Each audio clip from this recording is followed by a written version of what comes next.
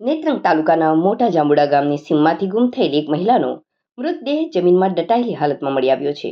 આ ઘટના બાદ મૃતકના પતિએ જાણ્યા ઈસમ વિરુદ્ધ હત્યા અને પુરાવાનો નાશ કરવાની ફરિયાદ નોંધાવી છે.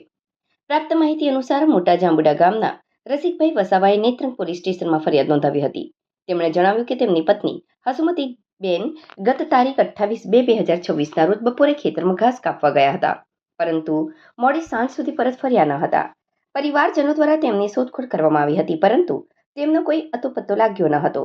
ગઈકાલે સવારે પરિવાર અને ગ્રામજનો દ્વારા શોધખોળ ચાલી રહી હતી, ત્યારે સીમમાં આવેલી એક આંબાની વાડીના પાછળના ભાગે જમીનમાં કંઈ દાટ્યું હોવાની શંકા ગઈ હતી. આ અંગે પોલીસને જાણ કરવામાં આવતા ઉચ્ચ અધિકારીઓ અને ડોક્ટરોની ટીમ ઘટના સ્થળે પહોંચી હતી. જમીન ખોદતા અંદરથી એક મોટી પ્લાસ્ટિકની કોથળી મળી આવી હતી. કોથળી ખોલીને જોતા તેમાં મહિલાનો કોવાયેલી હાલતમાં મૃતદેહ મળી આવ્યો હતો. મૃતકના પતિ અને પુત્રોએ લાશ પરના કપડા પરથી તે હસુમતીબેન હોવાની ઓળખ કરી હતી. ફરિયાદમાં જણાવ્યા મુજબ કોઈ અજાણ્યા ઈસમે કોઈ અગમ્ય કારણોસર હસુમતીબેનનું ગળું ટૂંપો દઈને હત્યા કરી હતી. ત્યારબાદ પુરાવાનો નાશ કરવાના હેતુથી લાશને પ્લાસ્ટિકની કોથળીમાં બાંધીને જમીનમાં દાટી દીધી હતી. નેત્રંગ પોલીસે આ મામલે હત્યા અને પુરાવાનો નાશ કરવા અંગેનો ગુનો નોંધી વધુ તપાસ હાથ ધરી છે. મૃતદેહને પોસ્ટમોર્ટમ માટે નેત્રંગ સરકારી દવાખાને ખસેડવામાં આવ્યો છે.